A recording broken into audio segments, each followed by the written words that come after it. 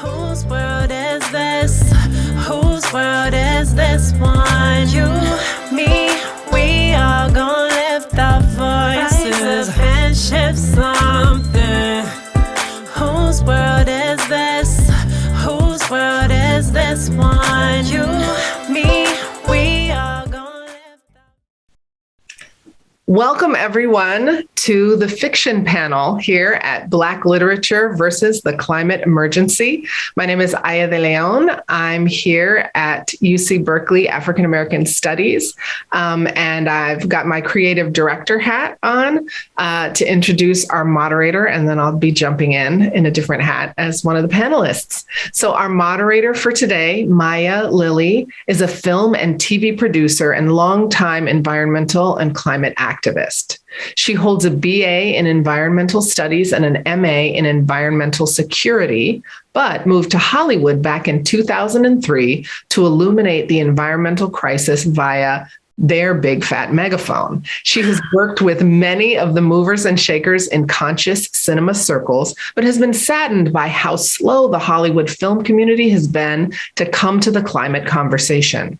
She is the producer of The Big Fix, about the BP Gulf oil spill, Resist, about Black Lives Matter and prison economy in LA, Finding Justice, about Black communities fighting injustice around the country, and recently, Generation Wealth, about how wealth has shifted our morality around the world. Generation Wealth was the opening film at Sundance in 2018. She's also the executive producer of The Fifth Sacred Thing, the beloved environmental cult classic currently in development. Maya is currently a producer for the Years Project, the Emmy-winning team behind the climate change show, Years of Living Dangerously. They spent most of 2019 following the youth climate leaders like Greta Thunberg in their quest to take on seemingly inexorable adults. Please welcome Maya Lilly. Thank you so much for having me. I've never heard that bio read out loud. So yes, I'm Maya Lilly, she, her pronouns. I'm on unceded Mohawk and Lenape territory in Lower Hudson Valley, New York.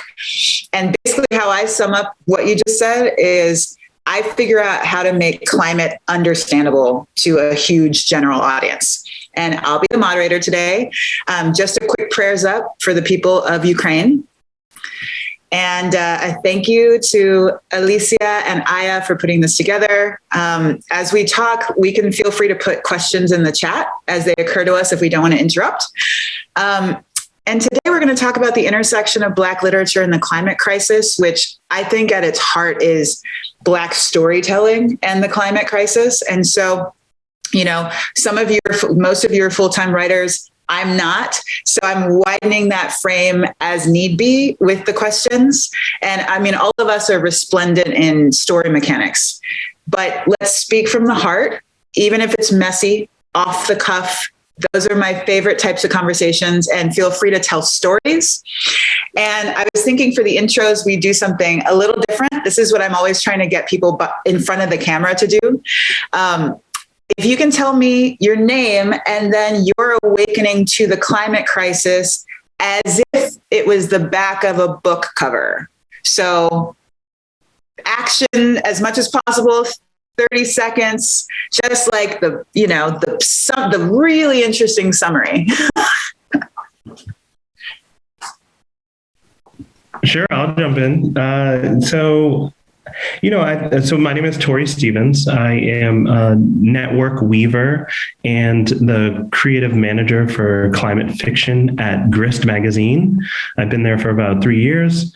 I also wear another hat where I am a resource generator for the Deep South. So bringing in lots of dollars for grassroots movement building, organizations, infrastructure, and individuals that reside in the Deep South. So I've been doing both of those things for quite a good amount of time now. I guess 3 years is a good amount of time now. It seems like forever because of the pandemic. So the movie jacket or back of the book cover, I would say that I've always had a relationship with the climate and understanding around this, but it was mainly through my anti-war activity and efforts. The really moment that I got active was on the streets in New York. I live in Boston, which isn't too far from New York City. And when the George Bush was in his administration was ramping up to go to war with Iraq, I knew that it felt like all the cards were on the table and that they were going to do this, no matter, like, that was just like something they had in their mind before being elected. It felt like. So when that happened, I got on a bus with a whole bunch of people that I didn't know. And we, went to New York, and there was a lot of people there that were making the link between what is the oil, the motive, being, the speculating around the motive for why the United States was going to war there, outside of the ones that were described by the administration. And a lot of the linkages were around, the human suffering that would happen, but also like the climate toll from bombing oil derricks, and the spiking of the price and whatnot. So ended up on the streets. It was one of the biggest protests I think that New York has ever seen. In close to 200,000 people. The police were completely overwhelmed. And one of the things I will always remember about that is one of the trucks that the police used to bring in the barriers, the barricades, was swamped by people. Just like they couldn't even get the things out because like there was just so many people that were against this war. No blood for oil was being screamed in the streets, and they pushed back and they just abandoned the truck. Right. And so one of the ways that I was like, I just want to get a little bit closer to like what's going on. So I went under the truck, and there was this young kid dismantling the truck. He had the tools, and he was just, a ratchet and some other things. And I was like, wow, we got some experienced protesters at this. Like, I was just like ready to hold a sign and like kind of stand in solidarity. But that kind of action was hopeful and I think warranted at the time. And, it taught me a big lesson. And so I'll just end it there so we can get the conversation going.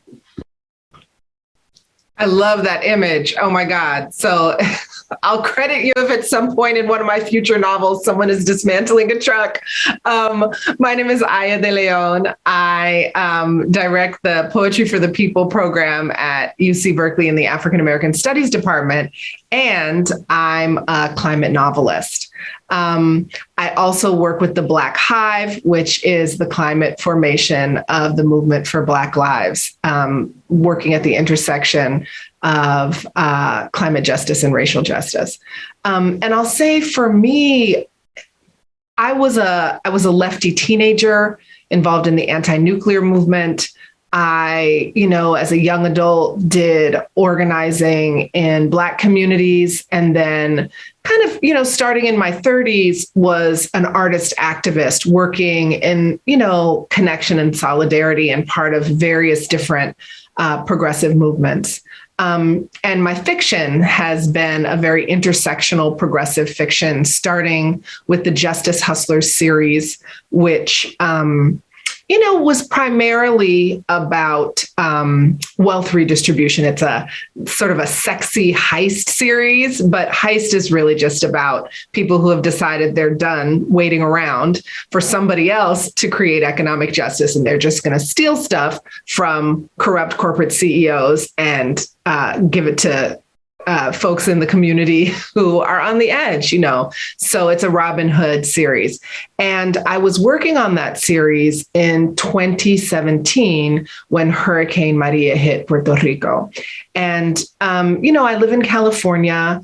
I have, my heritage is Puerto Rican, African American, and West Indian via St. Kitts and Nevis. And I knew, like I had known intellectually and moved in circles where people were saying climate, climate, climate. And I had that block that so many of us have that's like, I know you're right, but it's big and I'm scared and I can't quite move myself into action around it, even though I've managed to take action about other things. I just couldn't do it. And then Hurricane Maria hit, and it hit, one of my homelands, and I couldn't run anymore. There was nowhere to run. I could just sit and look at my my computer screen and see the devastation and make the connections to climate and colonization and understand that this was an intersectional disaster that had come home to my people. And I was working on the fourth book in the Justice Hustlers series that was a totally different topic. And I asked my editor, because that was the biggest platform that I had at that time as a writer. And I asked if I could write about the hurricane. And she said, yeah. And so I had to figure out, how do I get this hurricane into a romantic sex worker heist series? And then I did it, I figured out how to do it. And the book that came out of that was Side Chick Nation, which won the International Latino Book Awards for, best, adventure drama book, because, the truth as a fiction writer is that the climate crisis is full of these intense, high stakes stories that I want us to be telling. And so the next novel, so that was 2019. In 2020, my book, A Spy in the Struggle, came out, that I've been working on for decades. And it's about an FBI agent who is infiltrating a racial justice organization, and in the process, develops divided loyalty and realizes that she's probably on the wrong side. And when I started writing the book in the 90s, it was just a racial justice organization. But in the next 15, 20 years, I was like, no, I want it to be an eco-racial justice organization fighting for both Black lives and climate justice. And so that was sort of the second book. And then one of the things that I want to say is I found myself developing a series of books that are all about a woman of color, of African heritage, going about her business, minding, living her life, not paying attention to the climate crisis. And then bam, something happens and she becomes politicized and becomes part of the movement to change things. And so it started with Side Chick Nation, where, she's making the connection between colonization and climate change and saying, hey, we need to do something. And then in A Spy in the Struggle, we have, this spy, right, realizing she's on the wrong side and joining a movement. And then in the next book, which isn't actually a physical book, it was a book that came out on Orion magazine, The Mystery Woman in Room 3. It's a young adult novel about two undocumented Dominican teenage girls who discover a Senate kidnapping plot to stop the Green New Deal. And one of the things that I started doing was just with each book getting bolder and bolder about what a happy ending looked like. And spoiler alert, The Mystery Woman in Room 3 ends with them passing the Green New Deal, right? So, and that's really where I'm headed in terms of my climate awakening, from the idea that, hey, wake up, it's a problem, to, hey, we want to tell stories about how we find the solutions, how we fight for the solutions, and how we win the solutions. So my most recent book is Queen of Urban Prophecy, which is about a young woman rapper kind of living that sexy hot girl rapper life, who one of her songs unwittingly predicts a police shooting, and it rockets her into the spotlight, and she gets put on this national tour. And then in the process of the national tour is crisscrossing the country and encountering communities that have been devastated by the climate crisis, is encountering pieces of the climate crisis, and becomes politicized dually, both about Black lives and about the climate crisis. And then the one I'm working on now is called That Dangerous Energy. And it's about a woman who finds herself in a love triangle between a fossil fuel mogul and a climate activist, and ends up spying for the movement. So you have a lot of variety in your storytelling. So that's going to be interesting. So let's tease it out a little bit, and I want to start with a kind of a little bit more of a general question. So So what do you think that Black communities have to offer the climate space that's inherent to Blackness? And like, what is our lens as a person of color that's helpful to the climate crisis? Tori, you want to jump in?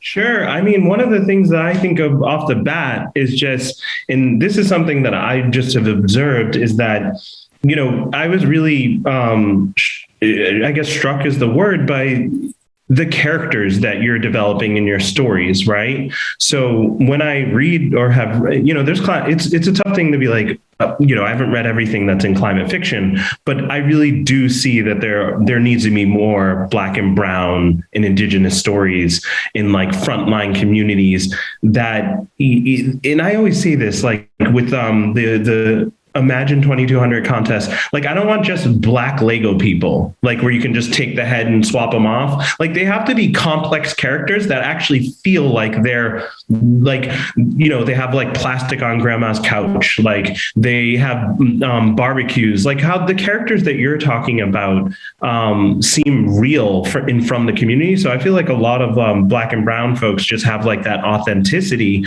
that the climate, and I'm speaking specifically around climate fiction, you know, just like that realism about their lived experience that needs to shine through. And so one of the things that I've been doing is just putting a call to action out there, like, hey, this isn't just a white space, this climate fiction space. Like, I want everyone to feel comfortable in this space. And to be honest, like, there's a lot of rich stories because the frontline community folks are the ones impacted by this. So tell your story. Tell the story of Maria and how that rumbled through Puerto Rico and the resiliency of the people, and even, you know, how the country picked itself back up, and the story of solar there. And yeah, so dynamic characters that have lived the Black and Brown experience, I think, is just really something that's necessary. And I think a lot of people who are really good writers aren't really writing about climate fiction, or they are, but they don't consider themselves like in that genre. So that's something that I keep coming back to, and really, I just, you know, I've read some really amazing stories, and I'm not knocking the climate fiction genre. Like, there's some amazing stories, and there are characters that are Black and Brown, but there's like a part of them that I think is missing, because to draw on the stories that are natural and inherent in their life that you would infuse into a book they're just not hitting for me in the right way. Yeah, I want to echo all of that. And I really appreciate the question, because I think that, you know, it speaks to this question of the history of racism in the environmental movement. You know, that historically the environmental movement has been kind of like people whose lives are going pretty well, except this existential threat of climate, or like looking around at, you know, different animal species or parts of nature and being upset about what's happening to them. And those concerns, whether they're for animals or land, are absolutely legitimate and important.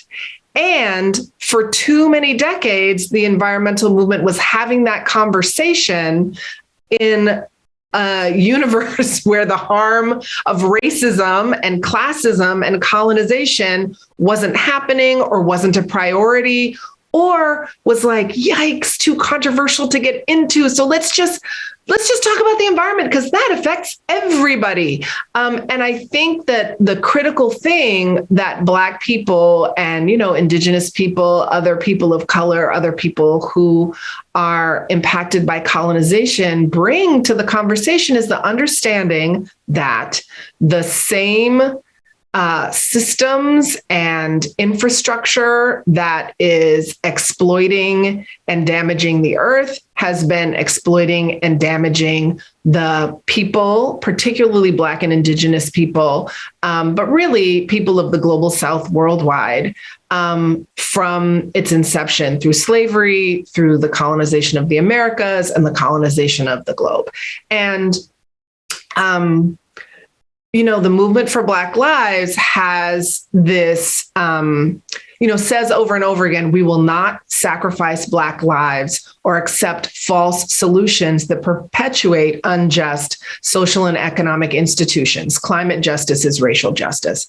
And until, I think that that's part of what Black people have to bring until we integrate the vision of climate justice, right, with labor justice, racial justice, justice for the global South, gender justice, particularly through looking at care labor and the care economy, disability justice. What does it mean, to have, to care for everybody in our community? Until we look at all of this stuff together, we're not going to be able to build a big enough movement to create the kind of pressure that we need to create to get the 100 fossil fuel companies that are responsible for the climate crisis, and all of the politicians that they have in their pockets, to do what is actually even in their best interest, right? Because greed makes people extremely short-sighted. So I think that that's part of what Black people have to offer, the perspective that the climate crisis has come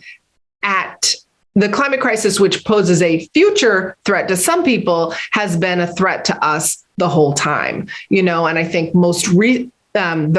from environmental racism that's been devastating our communities to Hurricane Katrina to the kinds of devastation that's happening with climate on the African continent and in the Caribbean right now. So, yeah, I think Black people, and we've known it. As a whole community, we've sort of known it and not been able to articulate it in certain ways for a while. And I feel like what's starting to happen now is Black people, as more of a group, are starting to be able to have more of a group climate analysis, like, yes, racism and climate. And that's really important.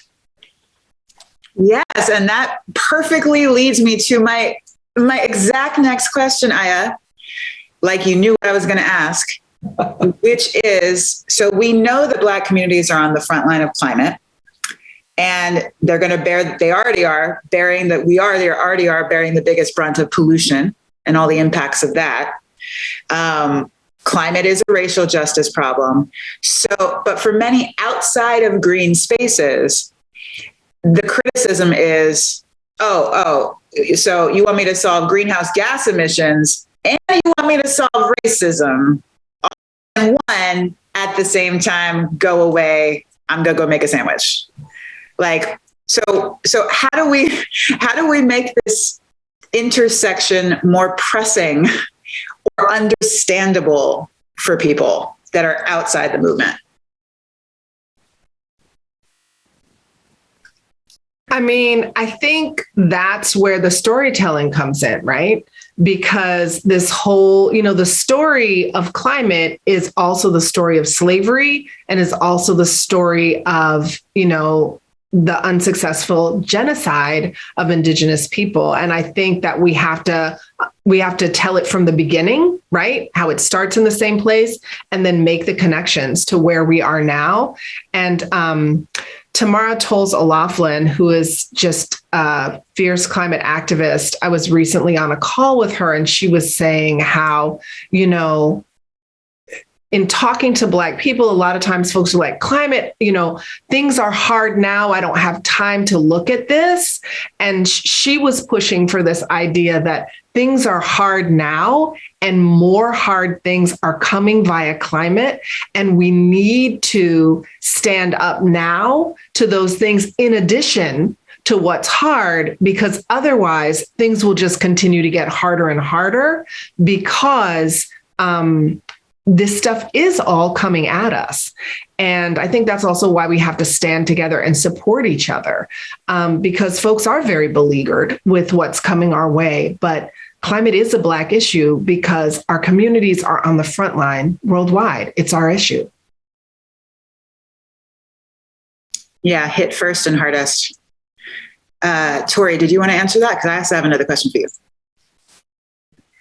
Yeah, I'll take that next question. Well, something I encounter quite a bit with my work is that, communities of color can be quite rightfully so suspicious of the mainstream narrative. I've had this happen with Indigenous groups in particular, because, people fly in, fly out, and they don't help the cause, or they tell the story that they want to tell. So what role do storytellers play on the flip in convincing the environmental and climate movements of the power of storytelling? Yeah, that's a good one. I would say that modeling and showcasing this, so creating platforms, I think, is one of the biggest things, right? So the work that you do, where you're trying to move people, I think it's about community, and you have to be in conversation with people in making the argument, right? It's not just I was going to lean on if you produce really good stories, it will happen, but it's I don't want to use it's a two punch kind of thing.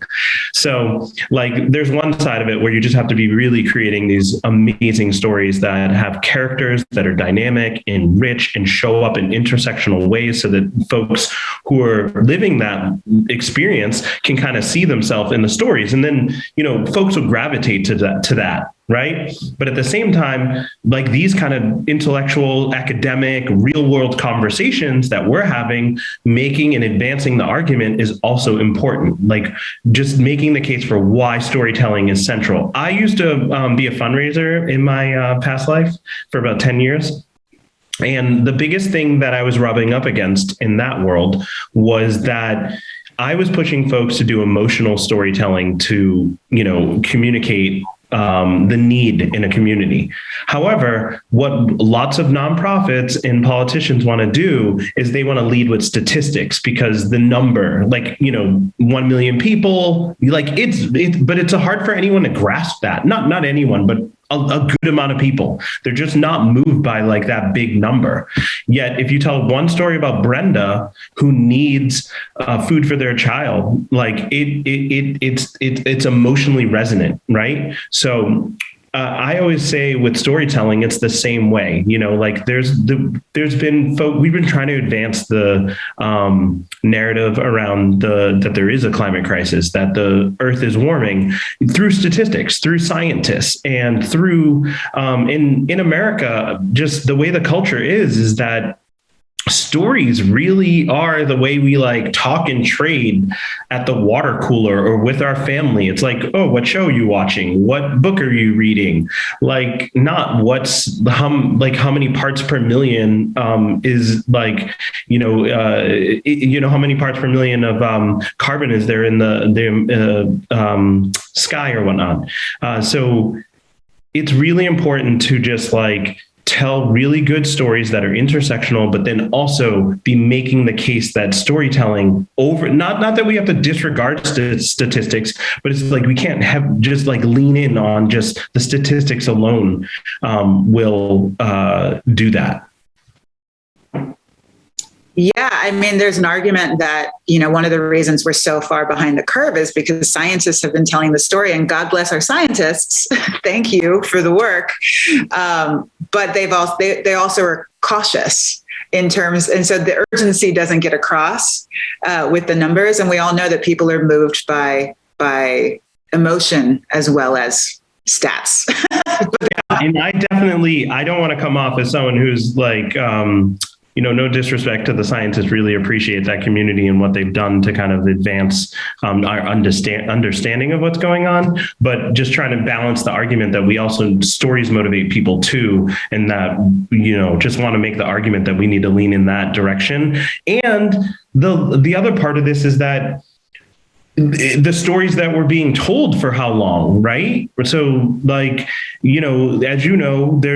there's stories that get greenlit for a series, and maybe the Black character dies off early in the story, or is or is this stereotype, right? Is the criminal on the show, or is the person that's not centered as fighting on the front lines, when in real life there's a ton of Black and brown folks that are on the front lines fighting for the better air, better water, cleaner water in an environment that is just works for them and isn't full of chemicals and whatnot.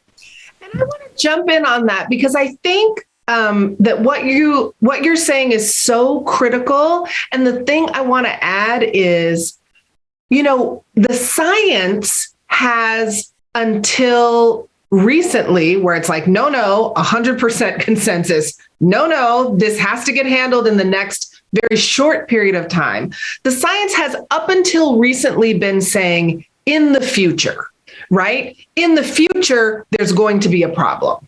And so what that has meant is that the folks who have responded to that call have been the folks who aren't beleaguered in the present, right? Who don't have so much focus in the present that they can actually be like, wow, what's going to happen in 30 years? So, folks who are just like living day to day, paycheck to paycheck, trying to get food on the table, like 30 years from now, that's not, Maslow's hierarchy of needs. Folks are really trying to just live life, right? And survive. So that has meant that this hasn't been posited as an immediate survival issue. So that's number one. The other thing that I think that has been really challenging for fiction has been that's meant that the epicenter of climate fiction has been in the future, right? So you have Octavia Butler, who, there's that great quote from her that she said, back in the 90s, basically like, I look around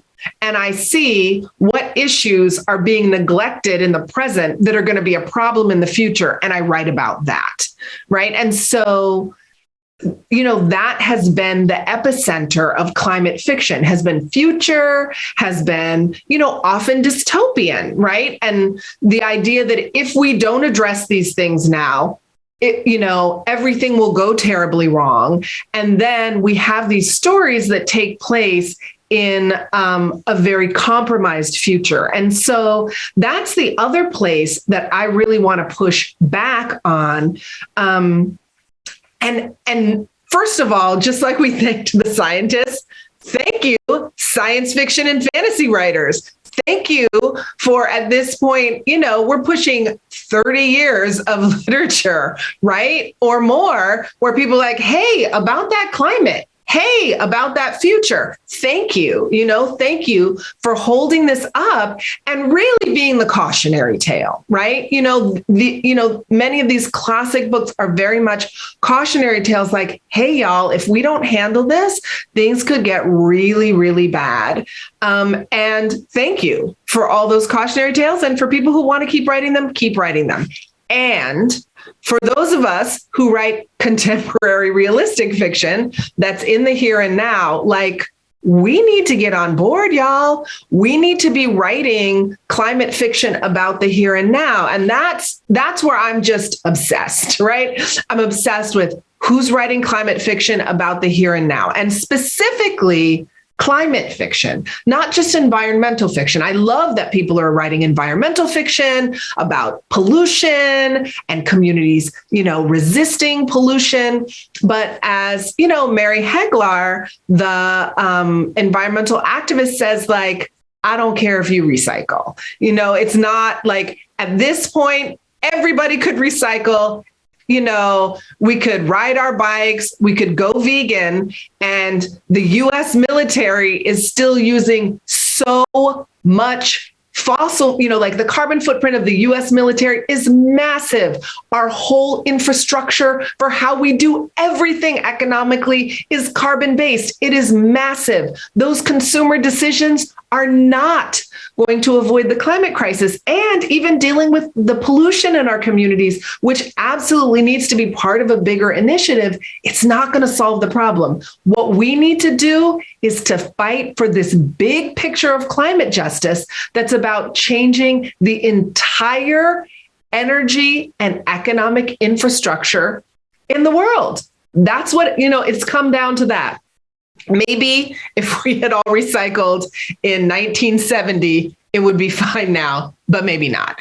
But really, we've got to make these bigger changes. And so my question becomes, in the stories that we're telling, how are we telling the story of that fight, right? Because to me, that's the fight. We need to be in that fight, and really, we need to win that fight, And so that, that's my obsession, right? How do we develop a fiction of winning? And also, how do we develop this fiction as Black people? How do we develop this fiction that's about stories of Black people deciding to fight? Because we're fighters. I mean, people are like, oh, I'm tired. I don't have time for that. We've always been tired. Fannie Lou Hamer, I'm sick and tired of being sick and tired. That's who we are. And we fight anyway, right? And this is our fight. And I think that has been the most critical thing, because one of the things that is becoming a challenge, I think, for us right now is, we have 5 years, 8 years to decarbonize our economy. That is not a long time. And there are a lot of people, actually, that's not true. The people want it. There are a lot of people in power who don't want to do it, right? And they're not going to make the shift if we just ask nicely, or even if we have, charismatic and photogenic teenagers asking. They're not going to do it, right? It's going to require that we organize and build movements.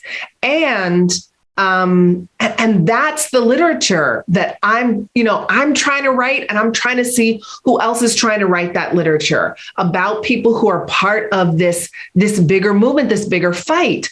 I think there are also some exciting opportunities out there that I'm hearing about. And Tori, maybe you'll say more about this too, with like solar punk and people who are writing not the dystopian future stories, but the stories of what the society looks like after we win, right? After we decarbonize, and, with flashbacks to the fight of how we got there.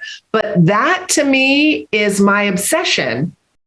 And I would love to see, a literature with, Black and brown folks in the lead and in the center as characters, where people, whatever their taste in fiction, that they could find that story happening. I write romantic thrillers. So you will have a whole lot of people fighting the climate crisis. You have some love, you have some drama, you'll have some pulse-pounding action.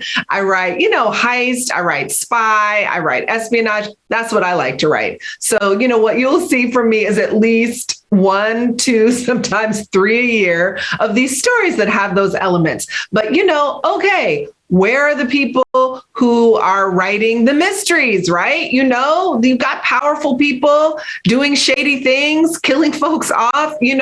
Where are the climate mysteries? Where are, all the genres? I would just love to see all of our genres lit up. I write stuff that can be considered urban fiction. Where are the hood dramas where someone's trying to organize the gang members for the climate movement and the police are hating on them? I don't know. Somebody wants to run with this. I feel like, I would just love it to be that anybody who is trying to read in any genre, could not get past the 10 hottest books in that genre in any given moment without finding 1 or 2 of them that were about climate, that were about, our community getting activated to be part of this fight for climate justice, with an aim of winning.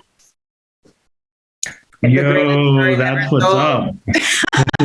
Honestly, when you were speaking, the piece around the genres showing up reminds me of kind of like Team Avengers, kind of everyone needs to come together. And really, I want to see so many genres consider themselves like you said, you do mystery, romance, kind of spy novels. Intertwine that bring in a climate plot or narrative, and show us the solutions. The same thing in all these other genres. I'm hoping this year for Imagine 2200, we get a strictly romance novel that's cli-fi, right?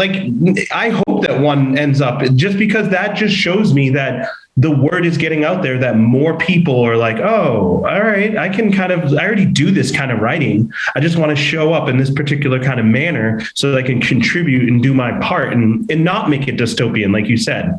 That's a big part of the project that we're involved in. I'm literally trying to look for people who are interested in talking about hope in a more dynamic way than something that's like a character trait, right? Like hope is like a praxis, like this action-oriented hope where we're moving to the climate solutions and bringing along our communities, having deep conversations with our community. Like I'll talk about my own personal experience. I realized that I had a very superficial understanding of what hope was. It was like a character trait. I'm an optimistic person. I'm hopeful. So like I saw that as like the world will be hopeful, but like not if I don't take action, not if I'm not talking with my brothers and sisters around what does hope mean for you, me, and my brothers and sisters. So like I've been on this journey trying to rediscover what hope means, right? And I don't think it should be something that, I'll speak for me, it's not something that I want to do alone. I want to talk to people around what it means, because this all came about because in the climate fiction initiative, Imagine 2200, that's at GRIST that we launched last year, we got in 1,100 stories. And one of the things we said is, we want your stories to be hopeful. But like, there's a large variety of the discussions we had on the team around, is this story hopeful? No, it's not. Yes, it is. Well, tell me why. We were going back and forth, and it was really hard sometimes. And then after reading it 4 times, talking with a few people about why, like you can't make a quick decision around if something's hopeful. Like it's harder than that, especially coming from a place where I was like a little bit immersed in like I needed a deeper, more 3D understanding of hope. And so I feel like I'm on that journey. I don't feel like I've fully discovered the full meaning of hope. And that's because I want to talk to more people like yourselves, you and others, to kind of rediscover what hope means as a praxis, right? So this piece around, I think we're addicted to dystopian stories. And I include myself in that, right? I love Black Mirror, love Death and Robots. Like I eat up all these stories, like cyberpunk, like where it's just totally like, it's rough, right? But I would like more stories to be hope punk or solar punk or Afrofuturist with like a non-dystopian kind of outlook where Black and brown people like lead the revolution or something, there's like this dynamic utopia of like, abundance of food and like happiness and healing and such. So yeah, I'm on a quest to kind of like redefine, like figure out what hope means. And this project that I'm leading has been, it's just been wonderful to have during the, I always say like the thing about the pandemic that I've been blessed with is to be involved in a creative project. I came from a world of like fundraising where everything was about the next cycle, raising money. It was like really short term, right? And now the contest itself is called Imagine 2200. What could the future look like? Dreaming, visioning collectively with people.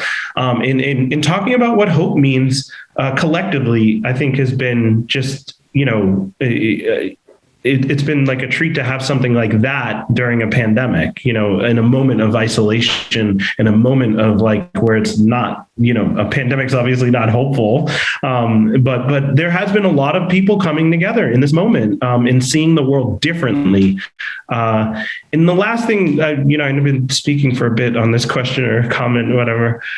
You said something about people taking action and fighting. And I think there's like, and it's a little bit controversial to talk about what a fight means.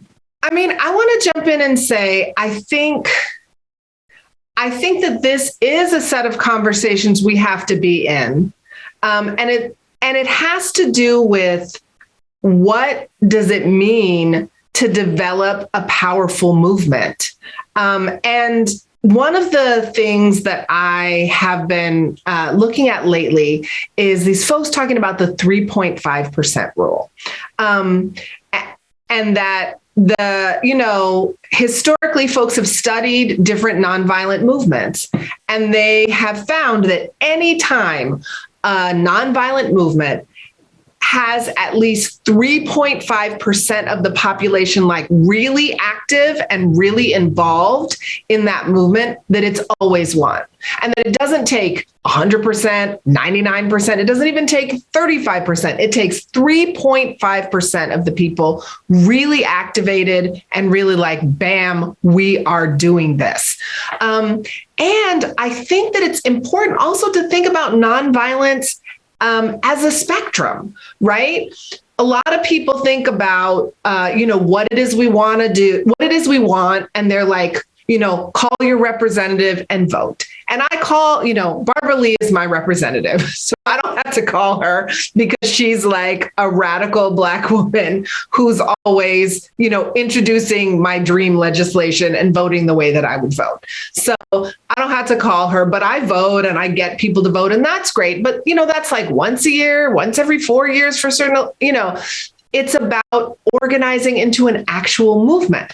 And so then there's protesting, right, where we get out in the streets and we say, no, we don't like what you're doing. Or we say, instead, we want this decarbonization of the economy thing to happen. And that's also really important. And then there are other things like direct action, where people are nonviolent, but they may be getting arrested, like dude who's underneath the truck, dismantling it. Like, that's not actually violence, but he's definitely destroying or tampering with property. If he gets caught, like, he's definitely going to jail, right? So there are types of nonviolent resistance that are not so polite, but are still very nonviolent.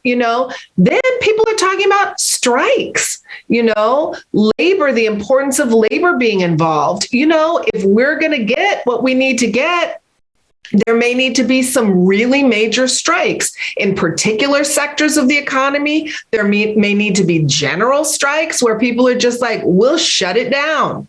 Like, you all want to keep the economy carbonized, and the disasters are coming down the pike faster than we can keep up with them.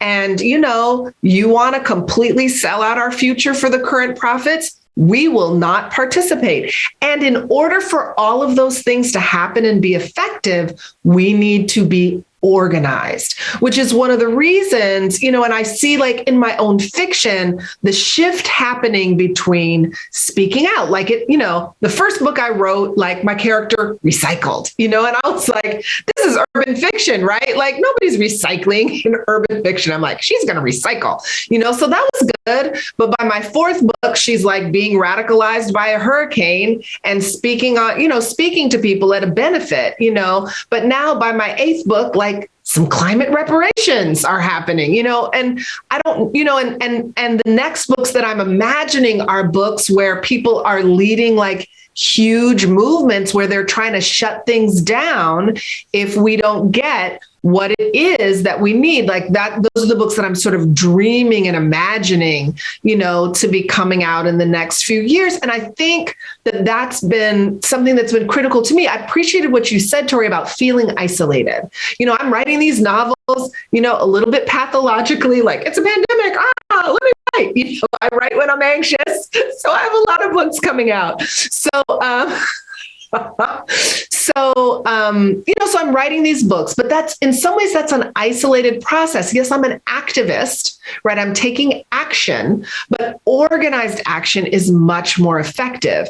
And things really shifted for me when I got involved with the Black Hive, the climate formation of the movement for Black Lives, because now I have my own visions, but I'm working with a group of people who have a big picture of organizing Black people so that we can take collective action, both to take care of each other as we are on the front lines of these disasters internationally, but also how do we become an effective force to put pressure on these folks in power to change what they're doing, while we're also putting some other folks, there's some electoral stuff too. Like, we need climate warriors in office, right? It can't just be like, we're in the street and they're either listening or not listening. We need to be electing folks. We need to be fighting all of the voter suppression and gerrymandering that's happening. There are a lot of fights. And so, yeah, I mean, I really appreciate what you're saying, Tori, about the fact that we are certainly, as communities, the recipients of huge pieces of violence, and we can still have an effective nonviolent movement that is radical and not just sort of like, hey, please do the right thing. That, we have many, many movements, civil rights movement, being one coming specifically out of our community, and many since then that, especially the movement for Black Lives, that has been nonviolent, but very fierce and very unapologetic. Oh my God, I have so many questions. Y'all are amazing. I'm just going to quote you, Tori. Hope is a praxis. I'm going to quote you, Aya. The folks that can respond to future are the people not beleaguered in the present. I'm just writing everything you're saying furiously. Okay, so this is a question I had from the very first moment you asked me to moderate. So the hero's journey, or the hero's journey, or the hero's journey, it's been used from indigenous, rites of passage to ancient Greece to Lord of the Rings. But many groups like Black Lives Matter are pushing for non-hierarchical storytelling, because when a leader like Martin Luther King dies, then the movement dies with him. However, what I find in my work is that in social media is that attention spans have really plummeted. And so if I'm trying to introduce 5 characters, that's going to be the first 15 minutes of my thing, and the audience is out. Okay, and then hold that. So then also it was very convenient for the big fossil fuel corporations to focus on the individual carbon footprint, like BP basically created that movement. Okay, so how do we successfully put systems change in stories that historically have been focused on the individual? Yeah, I think this is a really tough one, but it is a necessary discussion. So I have a mentor in my life who always talks about the iconization of movement leaders and why that is antithetical to like us rallying and creating a future that we all want. Like, leaders are great. We should respect them. Like, they're helpful in moving things forward, but at the same time, be wary of places. Like, the place that shows up the most is for resource generation that I do in the Deep South. So what we are always looking at is we're trying to advance grassroots movement building, but not just giving money to leaders who have already have a platform, because those folks usually, there's all this money kind of like moving their way. They've had years of money moving their way. So I'm using this example because it's like a place where I've been actively trying to figure out the same problem. Now, on the storytelling level, I know that, Grist, we've had some issues with this. So we have the Grist 50 list, which is amazing. It highlights what we call climate solutionaries, or climate solution focused individuals, or justice focused individuals.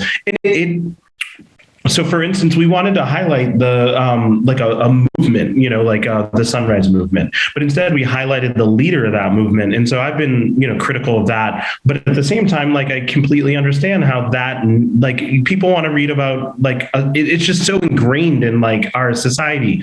And so I think, again, this is where I am with things. This is my journey right now, is let's talk about it, right? So let's create spaces where that meta dialogue that it needs to happen is happening. So I'm always saying this, and I think I got this from millennials. I saw them processing their stuff on TV. I didn't do that. I didn't jump on my sister would jump on Facebook and start processing something that she doesn't get, right? But is asking her community, hey, I've been dealing with this thing. I know there's probably other people dealing with this thing. Yes to YouTube, right? And there are some rabbit holes that I'd beware of YouTube, but at the same time, the minute I have to figure something out, someone else I know is trying to think this through. So I guess that's where I would start. I don't have an answer for you for this one, but I have my solution for things as of recent is let's get in community, let's get in spaces, and let's talk about this. One cool thing that I've seen show up recently that I've been more of a observer than a participant is Twitter Spaces. People just hop on, they create this, they're like, hey, this is the topic. Like, let's talk about how storytelling could, how do we dismantle or tell a story from not just a hero's journey, but like this collective journey of a community. Like, I could see that totally, like, just pop in a space, kind of try to figure it out in real time. So yeah, I'm not a millennial. I'm probably a little bit above that, but I learned a lot from younger folks. I wouldn't call them young now. But younger folks who are, like, let's talk about things that are happening, that you're experiencing, and don't try to do it in an isolated way. Like, do it with your community. And your community, for me, and this came later in my life, is like, it doesn't have to be people I know, right? But I share values and respect these people. One person I'm going to shout out who has really helped me process and think about things recently is Kiase Lemon, who wrote Heavy. Now, he was a judge for last year's climate fiction initiative, and I have a personal relationship of him helping me connect with people in the Deep South. I went up to, I didn't know him though, right? We're in similar kind of writing circles. He has a lot of LGBTQ folks in his community that he's close with. And, I had made that entrance as well through the HIV/AIDS movement. I was raising funds in that community and got to know a lot of LGBTQ folks. And some of the most radical Black queer folks that I had met really schooled me. I learned a lot from that community. And like, I am very appreciative of that, because I was a person. Oh, that's okay. I was stuck as a person, kind of like politically, and I always say, like, maybe I would have like died like a liberal or something. No offense, but that's where I am. And so, I'm thankful for that community and thankful to Kiase, but he's been on a public journey around revision, right? Around buying back his work so that these publishing companies don't own it. And then once he had that work, let me revise this, because my values that I had when I wrote this 15 years ago, whatever amount of time it was, are different, right? So I think I went on a tangent and I'm moving into a different space.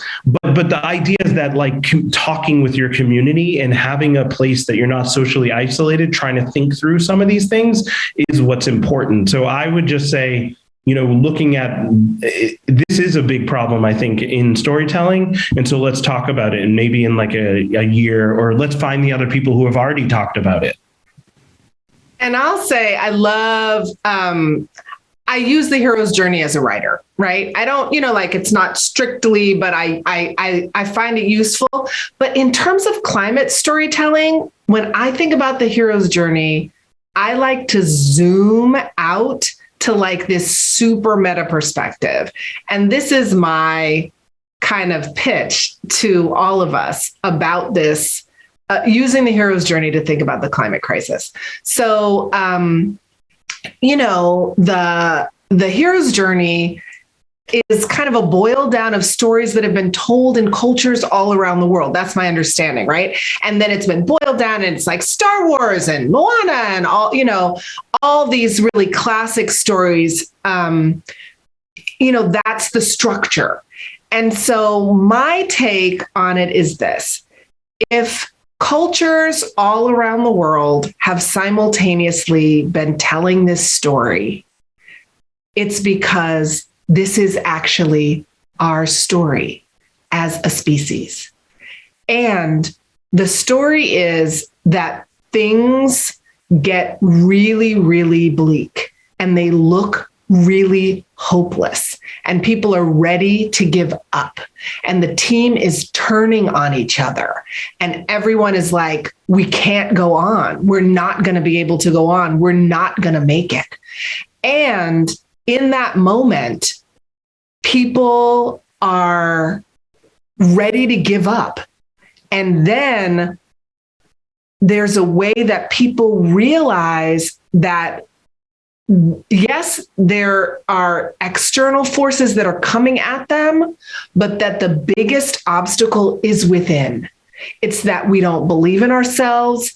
It's that we've been hurt in some kind of way that makes us believe that we are already defeated when it hasn't happened yet. And it's that moment, there's an ancestor that comes, or there's some revelation that happens, and the person and the team realizes, no, we are not defeated yet. We can win. And even if we don't win, we are going to fight. And it's that decision to fight that creates the space for the possibility of winning. And that, to me, is the climate crisis. It's like people are like, I can't pay attention. And the minute they pay attention, they're like, oh, we've already lost. Never mind. Let me go back to seeing what Kim Kardashian is doing.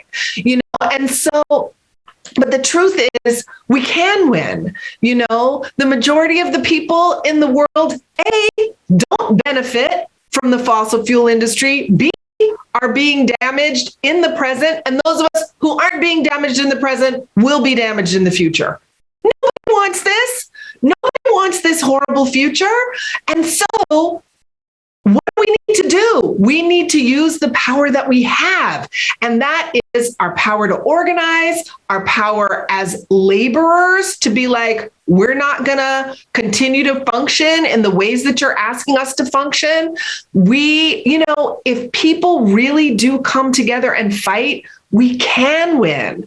It's not easy, but really the power structure that props up the fossil fuel corporations and that props up the carbon economy, that infrastructure requires our participation, our silence, our distraction, and our hopelessness.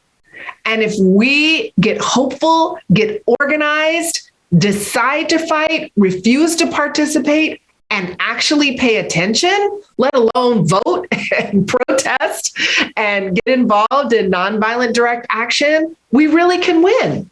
We really can win. And so I hold on to this hero's journey, not just as a structure for the books that I want to write, but also as a guide to the story that I believe we're living. I believe that's the part of the story, and it's like, I try, with every piece of bad news about the climate, I'm like, I'm like, wait, things are escalating. I know this part of the story. The stakes are getting higher, right? This is going to push us harder. This is going to make us fight. This is going to radicalize more people. Then I'm writing another book because yes, I'm anxious, but I really, I remember this is part of the narrative. Like it keeps getting tighter and tighter. And that means that we have to fight and we have to, and more people have to get on board. And so, that's what I believe climate fiction can do. It can get people on board. And, like you all have talked about with like characters, the characters have to be compelling and it has to be the kind of story that you want to read. I have love for science fiction and fantasy. I am not a science fiction fantasy person. It's just not the genre that makes my eyes light up. But I have love and, have read some that I'm like, this is great. My partner, he's the one. He will read all the science fiction and fantasy. And, I'm the thriller crime fiction person. And, and I write some romance, but some people want just the romance. Like, don't distract me with, this other stuff. Give me the love, that's what they want. Great. And, and I want that.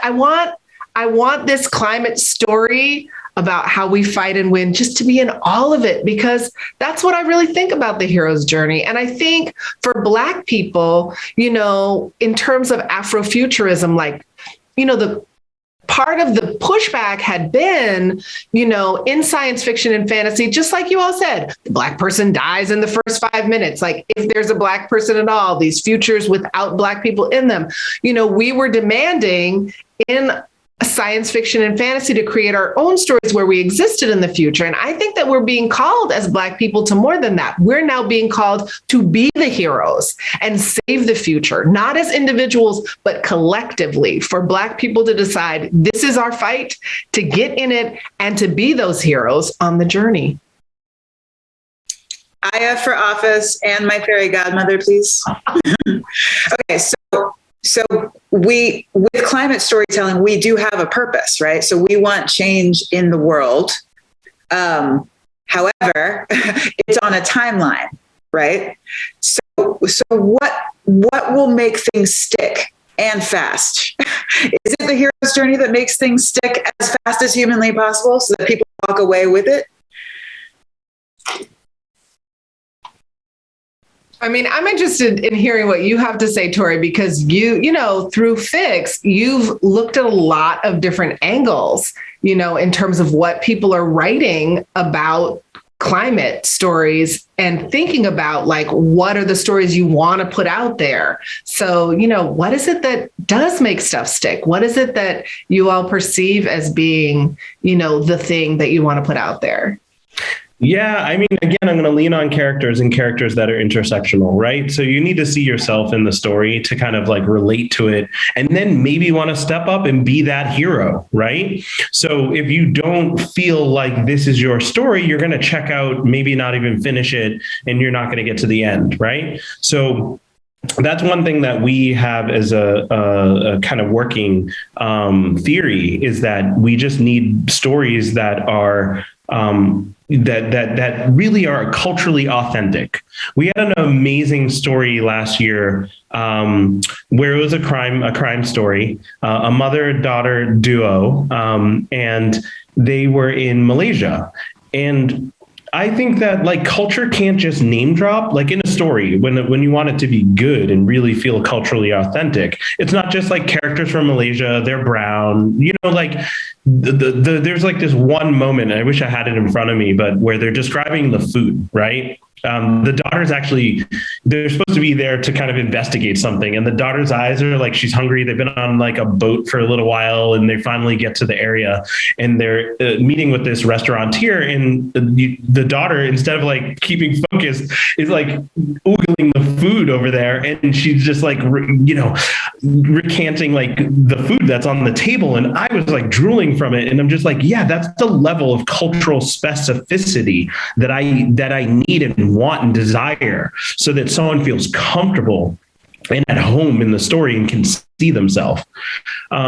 So that's definitely a part of it.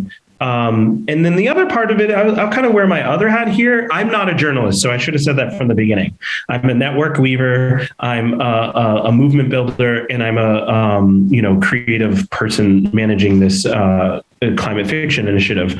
But the journalism we do at Fix, right?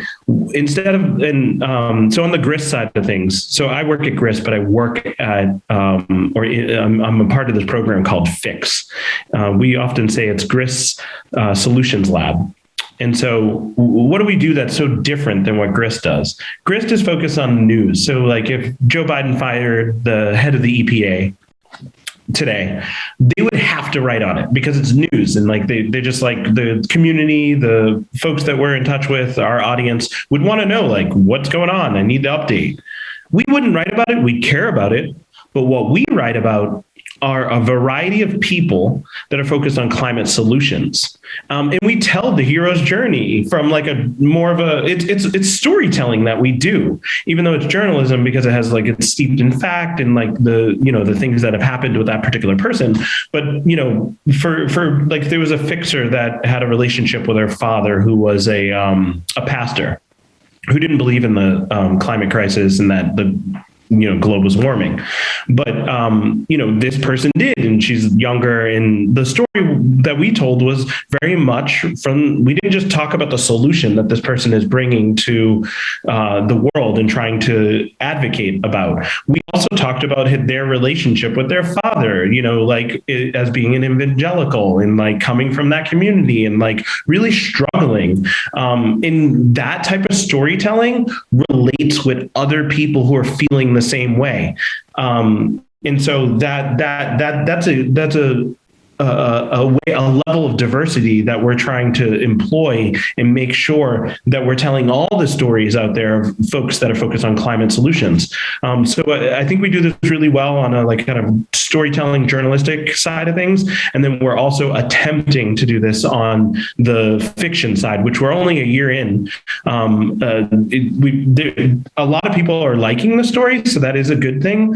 And at the same time, I want more stories from around the world that are culturally authentic. So that is one of the tweaks we made this year in like, there's like all these things that we're looking for in the stories. Hope, intersectionality, make sure the stories are looking to decolonize in that they're focused on pushing back against oppression, extractive capitalism and whatnot. But also we'd like those stories to be culturally authentic in specificity, like that adds like real things like artifacts from people's like culture, not just like name dropping that the character, like, again, I go back to my Lego people. You can't just swap the head. Like if I can just, I don't want to do this, but I do. So Don't Look Up. I have interesting feelings about the Black character in that story, right? Like, and I don't know exactly, like it's another thing I'd like to process because I don't really, there's some things there that I would love to talk about in community with people around that character's role and how they were depicted, right? There's a lot of good things there, and there's some things that I would like just say that it felt not as authentic, and I didn't really learn as much about the character on like who they are as opposed to the other two characters, right? It could have been you could literally swap the Lego head and have put a white character there, and I don't really think that I would have like it wouldn't have changed the story from where's his Blackness in some ways? And I'm not trying to demean the character, the actor. It's more about how the story was told and how they were inserted into the plot narrative. You're on mute still, Aya. I think that is so critical, that question of specificity and cultural specificity, because I think that that's part of because there's a story that we've all already heard, right? Which is these big decisions are being made by somebody more important and powerful than you, right? So whoever you are reading this book, you're just one person sitting here reading a book, but meanwhile, big important people are at the grown-ups table deciding what happens with the future of the earth. And I think, that's part of what I think is crucial in terms of who's in the center of these stories, right? Centering women, people of color, poor and working class folks, immigrants, folks outside the global north, LGBTQ folks, people with disabilities. Like that's the issue of centering folks with agency. And when we center folks with agency, and that's part of why I'm so obsessed with these stories of like people, kind of regular people, kind of raised poor and working class women of color, going about their business, and then being radicalized, because I think that that's who we want to be leading here, not as like one big super charismatic leader with a target on their chest, but by creating a movement that has like, millions and eventually billions of people who have a sense of connection and shared values, but are also thinking for themselves. And more than that, believing that they can make a powerful difference and make change and win climate justice by being connected to others.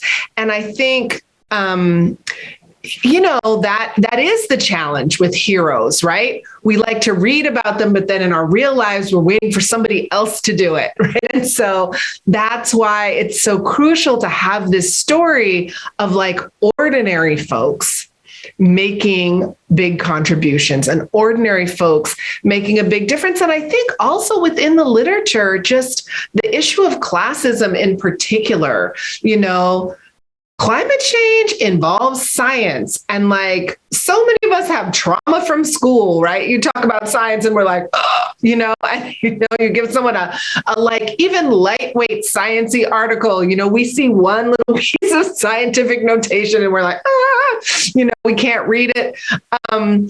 We can, but we just have trauma, right? So I think that that's the other thing too, like creating a literature that's going to undercut all those places that we've been taught that somebody else is really the expert and that our values and our expertise don't count. And I want to also circle back to one of the things you were saying, Maya, about like publishing.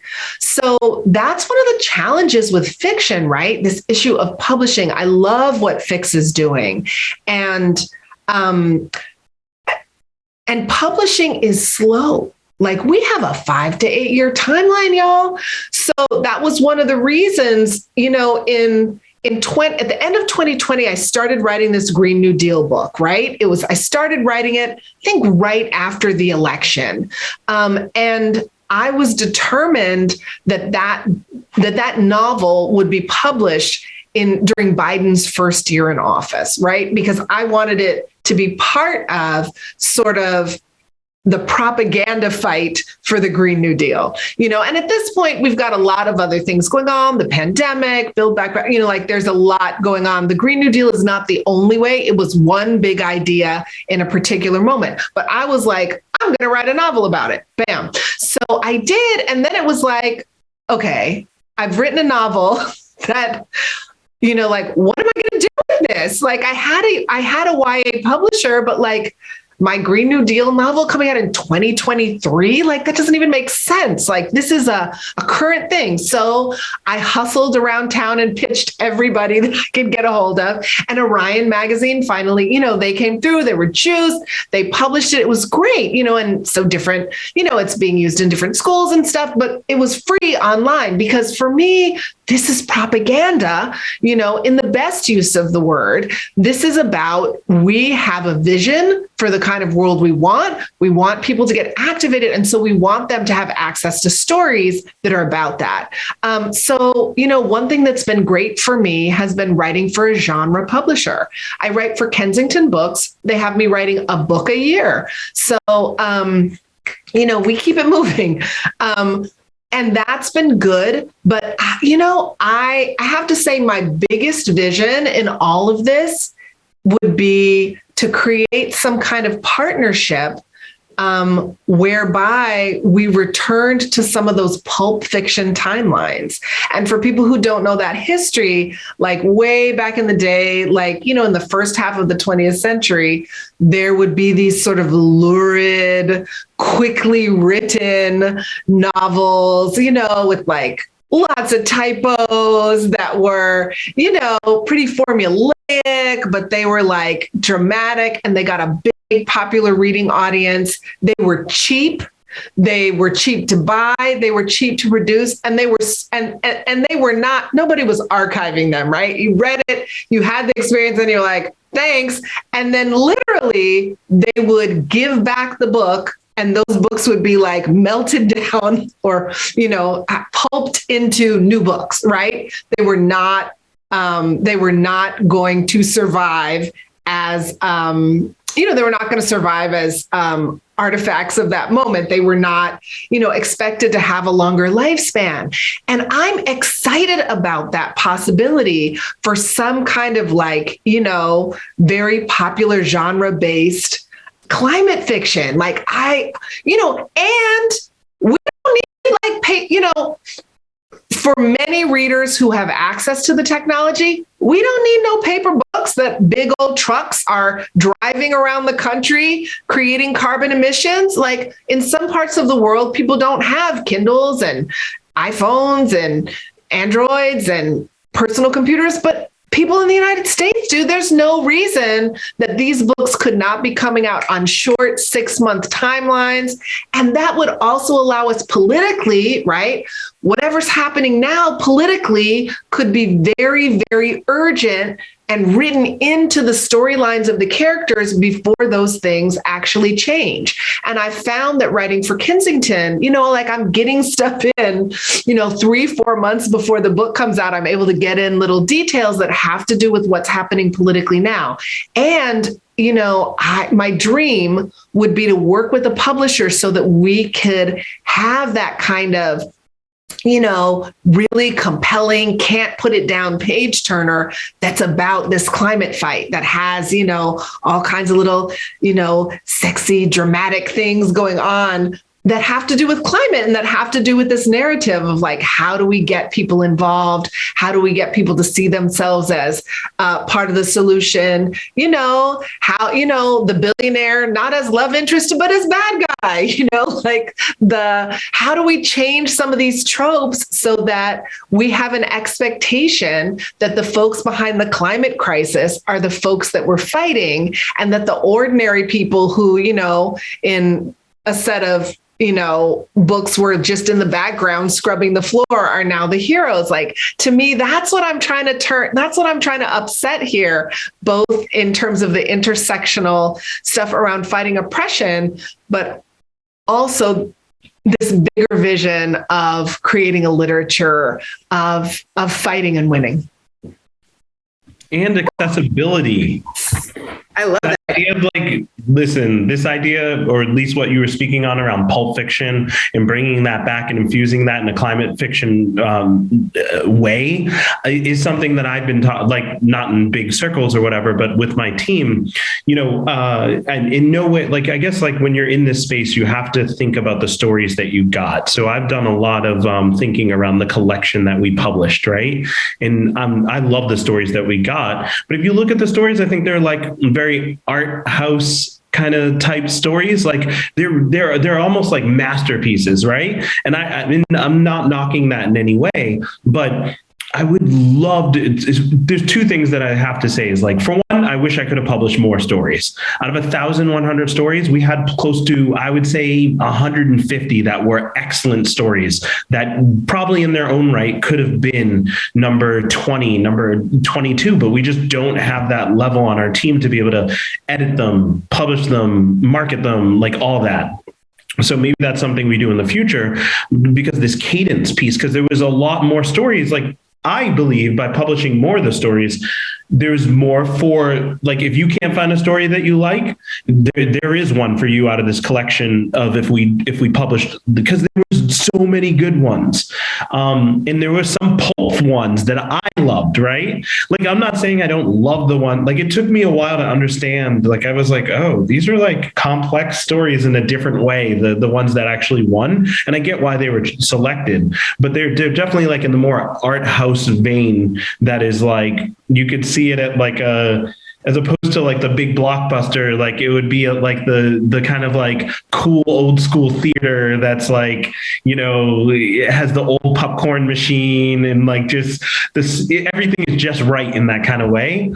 And I love them for that reason, but I'm really digging what you're saying around this, if there was a revival of this kind of salacious, fun, explosions and I don't just I have all these thoughts in my mind around those kind of stories. And the deeper argument I think you're saying is we need all kinds of climate fiction stories, ones that are high art, ones that are I guess you could call them lowbrow. I don't know if I love that term, but just something where, yeah, there are some mistakes in the writing, but people are gobbling it up because they just love the action and how it's depicting characters and it's fast paced and you could pick it up quickly. One other thing that we were thinking of in the beginning when we were dreaming up what we could do with this is something that took off in Japan for a while. I don't know if it still is, where you'd get a text message of a story every day or a part of the story, maybe not as long as a chapter, but it would go on for 6 months and you're getting every day a little bit more of the story. So we were exploring that in the beginning as a way to kind of have it just where you're reminded of the climate crisis daily. because you're enmeshed in this short story that's playing out over the course of 6 months. We didn't go that route. But yeah, I forget what the genre is, but it's like, it took off in Japan for a while. I don't know if it's still a thing, but yeah, I'll kick it back over to you, Maya. I love that. And, as somebody, to be honest, who works in climate 9 hours a day, 5 days a week, when my weekends roll around, sometimes it's hard to read the Pulitzer winner. Like, I want to read the winner, but it's like, I don't want to work that hard. I just want to give me something real easy because I've got climate anxiety, and I'm an avid reader. So, yeah. I just want to say that's right. And I think, I love literary fiction. And, there's all this conversation in the literary world, literary versus popular, and I love literary fiction. But yeah, some weeks I just really want something to take me on a journey that's going to be fun and entertaining, where I know the ending is going to be happy. I don't have to think too hard, but a lot of times people are like, well, my guilty pleasure is because historically, a lot of the time, those stories have had, kind of regressive politics around gender or around class or around something, that there was just some way that we enjoyed certain parts of the story that were fun and exciting. But then there were other parts that we just sort of muddled through to get to the fun part, right? And so, the stuff that I'm writing, it's like got these really radical politics, but like super tropey romance and super like dramatic, not quite unrealistic, but like pushing it, plotting. And I love that. I love that. And pleasure shouldn't have to be guilty, right? Talking about Adrienne Maree Brown, pleasure activism, like being able to claim those things that bring us joy and have them in a way that is revolutionary or radical or also leading to the world that we want. Okay, so in just 3 words max, if we were to look back in 50 years, what is the theme of the story of the climate crisis? 3 words.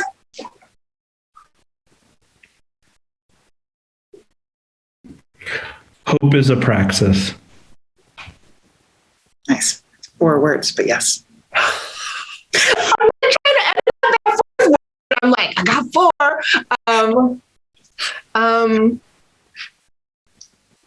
Fighting begets winning.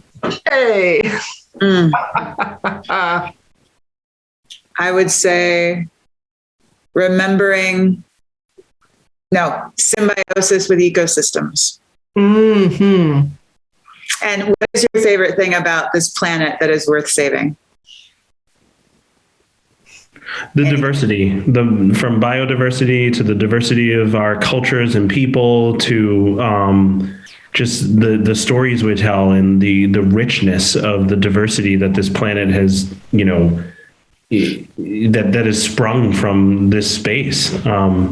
And I guess with that, like it's diversity and also the uniqueness of each species, individual, in these stories that come from the earth. I love people. We're not better or more important than other species, but I really do love people. And folks talk about, we have to save the earth, y'all.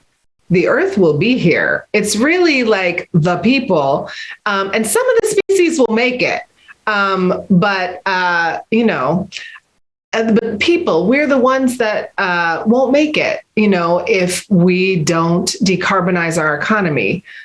Because the damage that we've caused really will make it uninhabitable for us. And so I believe that human beings are inherently good, that it's only trauma and oppression that makes us act so shady, and that shadiness can be healed individually and collectively. And I think that human beings are worth fighting for and worth saving. So how does everybody stay in touch with you via social media? You can find me online at ayadeleon.com.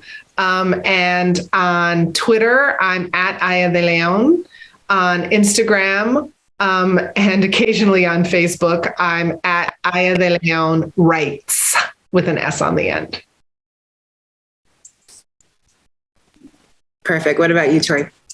Yeah, it's easy.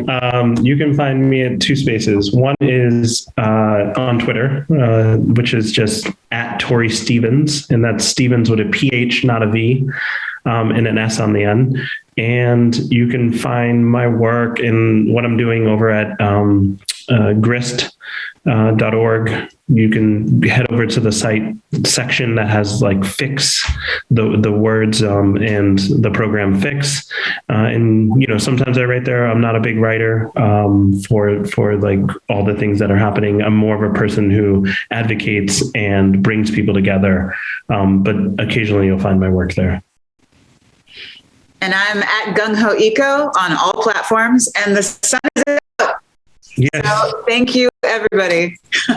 It was such a pleasure to listen to this conversation. Thank you.